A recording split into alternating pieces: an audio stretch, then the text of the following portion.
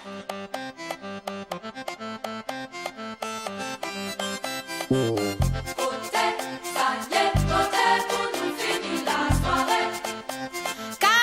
mwen ni yon tan ki ka roule.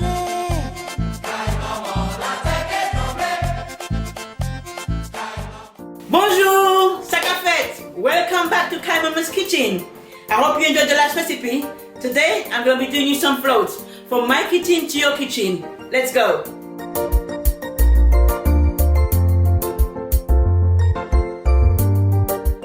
Okay, here we go. For making your floats, you will need 2 tablespoons of brown sugar or white, it doesn't matter. 1 teaspoon of salt. 2 sachets of yeast, any yeast that makes bread or pizza or anything for dough. Yeast, you just put it in there. 3 cups of self-raising all-purpose flour. Some lukewarm water. Okay. What I do, I put in the sugar in the water, and then I also add the yeast in the water. My 3 cups of flour in a bowl.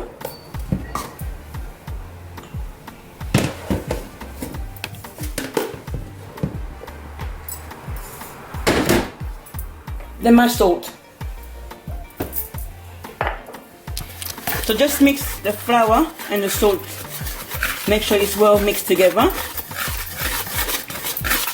Okay. Your water, your sugar, and your yeast. Give it a good mix also. Make sure everything is diluted.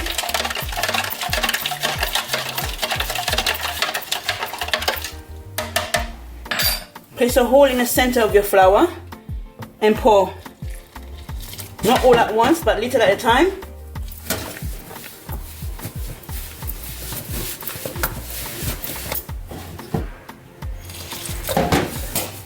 You don't want this mixture to be too soft or too hard.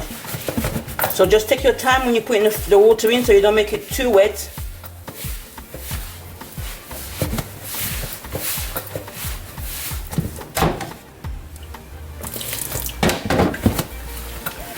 You can always add more flour, but you cannot take out the water.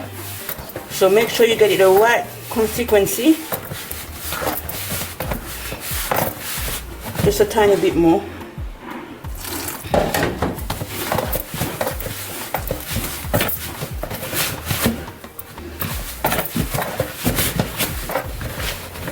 Okay. That's it. Got enough water in there. So now I'm just going to knead that for a little bit, just to make sure everything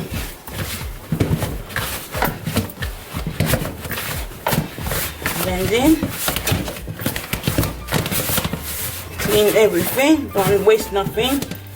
Waste not, want not. Make sure you clean everything and knead a little bit more.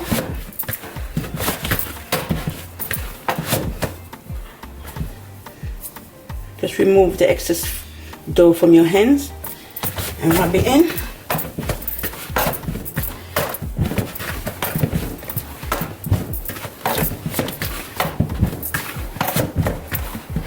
Okay, now you've got your bowl.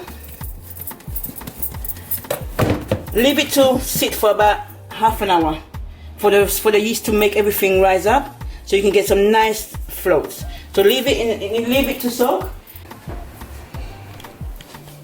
Let me show you a trick. So you don't keep on wasting your cling film. You get yourself some shower cap from the hair shop and you can use it over and over again. And it works perfectly well. Exactly the way you want it. So basically cover it up. And like I said, you leave it for about half an hour to an hour until your pastry rises a bit. So let the yeast do its work. Then we'll come back in about 30 minutes. Welcome back. As you can see, my pastry has raised a little bit. The yeast has been working, so I'll just mix it a little bit. Just take out all the air from it. There you are. You've got a nice dough. So I will do,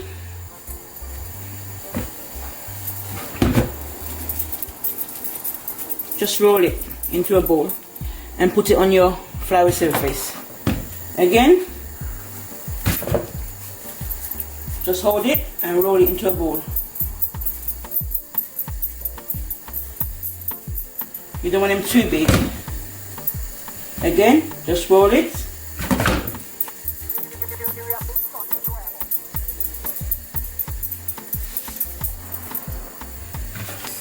Okay, you've got all your rounded flour bowls lined up there.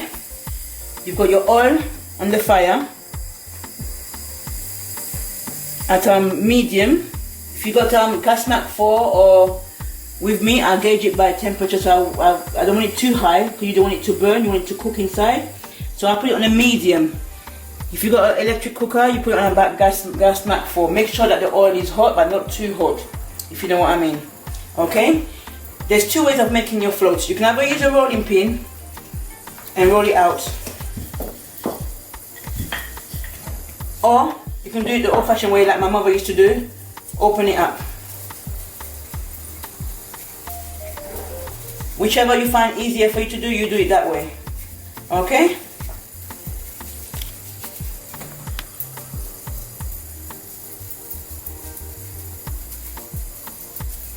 So just stretch it open. Try and do a circle. It doesn't have to be perfect. Okay? And what we'll do, we just drop it in the oil. There. As you drop it in the oil, it rises. That's why we call it floats. Make sure you throw some oil over it. Turn it over. Again. Throw some oil over it.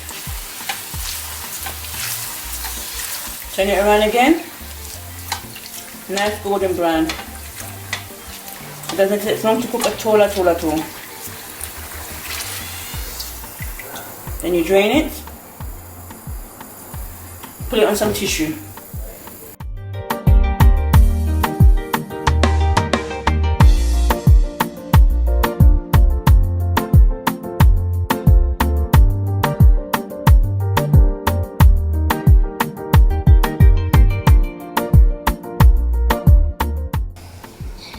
Okay, there you are.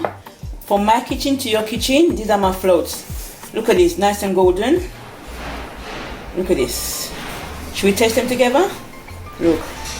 You can either fill them with something, whatever you want to fill them with, or you can have them like this with your hot cocoa, or just with your food, your curries. This is it. That's my floats. Let me taste it. FOUT SABON. From my kitchen to your kitchen. Kaimaman. See you next time.